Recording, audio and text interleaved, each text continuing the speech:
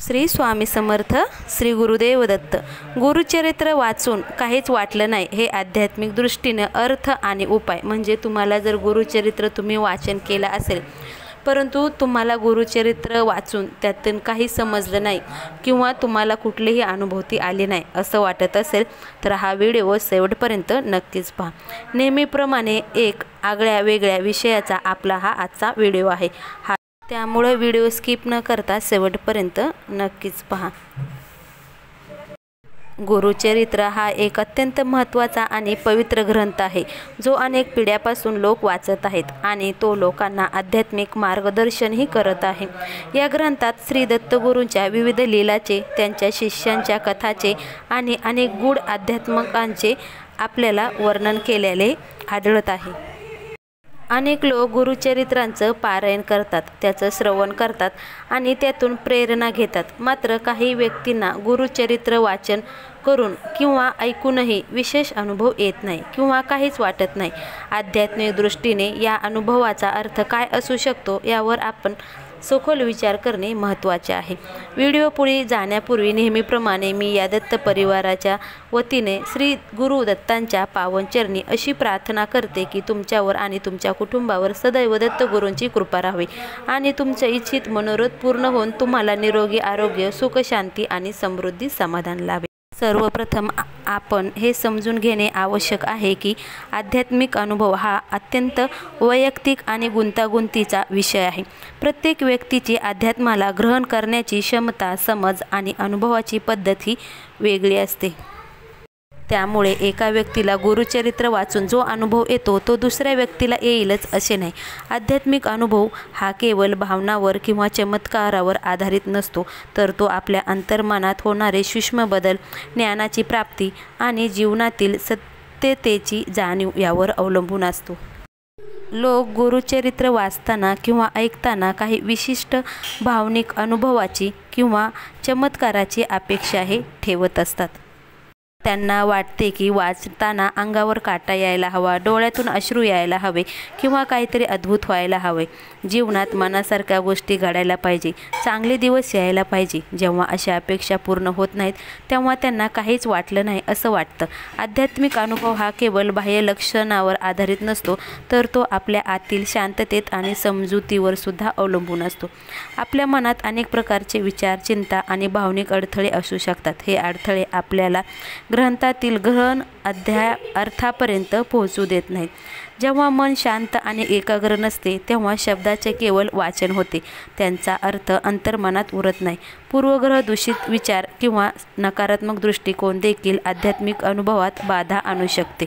आध्यात्मिक ग्रंथात अनुभव घेण्यासाठी समर्पण आणि श्रद्धेची आवश्यकता असते. जर आपण केवळ कर्तव्य म्हणून किंवा उत्सुकतेपोटी गुरुचरित्र वाचन करत असाल तर त्याचा प्रभाव कमी जाणवण्याची शक्यता असते. पूर्ण श्रद्धा आणि गुरुवर विश्वास ठेवून वाचल्यास ग्रंथातील ऊर्जा आणि ज्ञान आपल्यापर्यंत पोहोचतं. व्यक्ती आध्यात्मिक मार्गावर वेगवेगळ्या टप्प्यावर असतो. कदाचित ज्या व्यक्तीला गुरुचरित्र वाचून काहीच वाटले नाही किंवा त्याची आध्यात्मिक तयारी अजून त्या स्तरावर नसेल, त्यांनी जसा लहान मुलाला मोठी आणि गहन गोष्ट समजायला वेळ लागतो ना, त्याचप्रमाणे आध्यात्मिक ज्ञानाची खोल समजून घेण्यासाठी काही प्रमाणात आपल्याला वेळ हा हवा असतो. त्यामुळं आपण अध्यात्म नीट समजून घेऊन नंतरच त्याचं वाचन करावं. आता वाचण्याची पद्धत आणि आपल्या घरातील वातावरण कसं असावे. गुरुचरित्र वाचण्याची किंवा ऐकण्याची पद्धत आणि आसपासचे वातावरण देखील महत्त्वाचे असते. जर आपण गडबडीत किंवा अशांत वातावरणात करत असाल तर आपलं लक्ष विचलित होतं आणि ग्रंथातील भाव आपल्यापर्यंत पोहोचत नाही. शांत आणि पवित्र वातावरणात एकाग्र चित्तानं केलेले वाचन अधिक प्रभावी ठरत असते. त्यामुळे एकांतात वाचन अवश्य करा.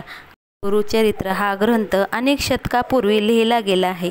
त्यांची भाषा आणि लेखनशैली आजच्या वाचकांना थोडी अवघड वाटते.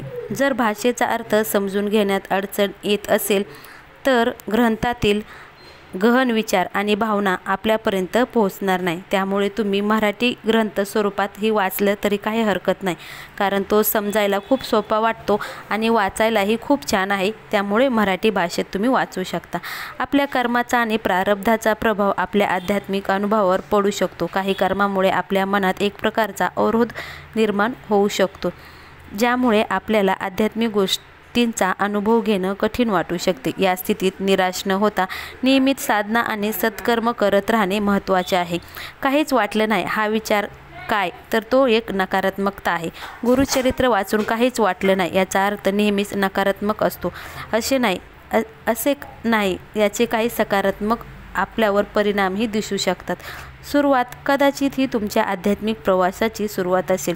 जसा एखादा विद्यार्थी शाळेत पहिली दिवशी लगेच सर्व काही शिकत नाही, त्याचप्रमाणे आध्यात्मिक ज्ञानाच्या प्रवासात हळूहळू प्रगतीही होत असते। काहीच वाटलं नाही हा अनुभव तुम्हाला अधिक उत्सुक आणि जिज्ञासूसुद्धा बनवू शकतो। काही वेळा तीव्र भावनांचा अनुभव न येणे हे तुमच्या मनाच्या स्थिरतेचं लक्षण असू शकतं।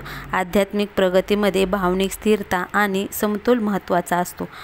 आध्यात्मिक अनुभव नेहमी मोठ्या आणि स्पष्ट स्वरूपात नसतो, ते सूक्ष्म आणि हळूवारसुद्धा असू शकतो, जे सहजपणे जाणवत नाही। कदाचित गुरुचरित्र वाचताना तुमच्या अंतर्मनात काही सकारात्मक बदल हे झाले असतील, परंतु ते लगेच तुम्हाला जाणवले नसतील।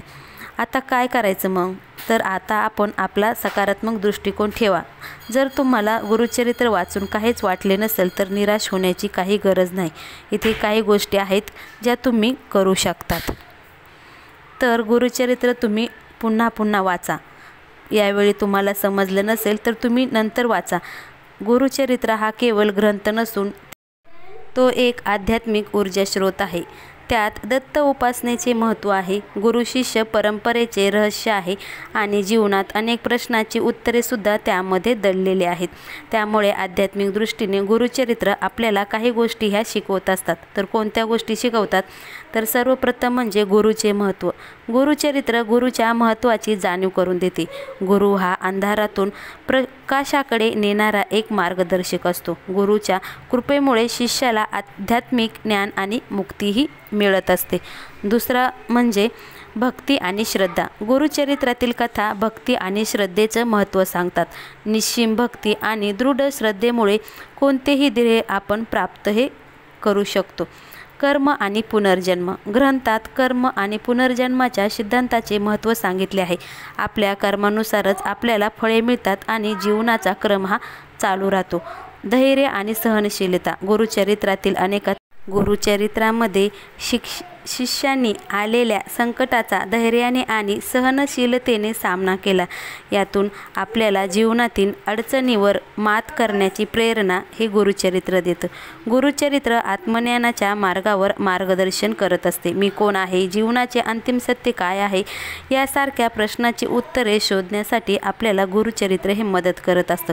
गुरुचरित्रात गुरुला पूर्णपणे समर्पित झालेल्या शिष्यांच्या कथा आहेत। समर्पणाच्या माध्यमातून शिष्यांनी आध्यात्मिक उन्नती कशी साधली याची सुद्धा माहिती गुरुचरित्रात आहे। गुरुचरित्र आपल्याला धार्मिक नियम आणि योग्य आचरणाचे महत्त्व शिकवते। शुद्ध आचरण आणि नैतिक मूल्याचे पालन केल्याने जीवनात सकारात्मकता येते हे सुद्धा आपल्याला गुरुचरित्र शिकवते। गुरुचरित्र एक अनमोल ठेवा आहे, जो आपल्याला जीवनाच्या प्रत्येक टप्प्यावर मार्गदर्शक हा करतो। फक्त गरज आहे ती मन पूर्वक वाचण्याची, समजून घेण्याची आणि आत्मसात करण्याची। आध्यात्मिक अनुभव हा हळूहळू विकसित होणारा प्रवास आहे। त्यामुळे निराश न होता आपल्या प्रयत्नावर विश्वास ठेवा आणि गुरुचरित्र ज्ञानाचा लाभ घ्या। श्री स्वामी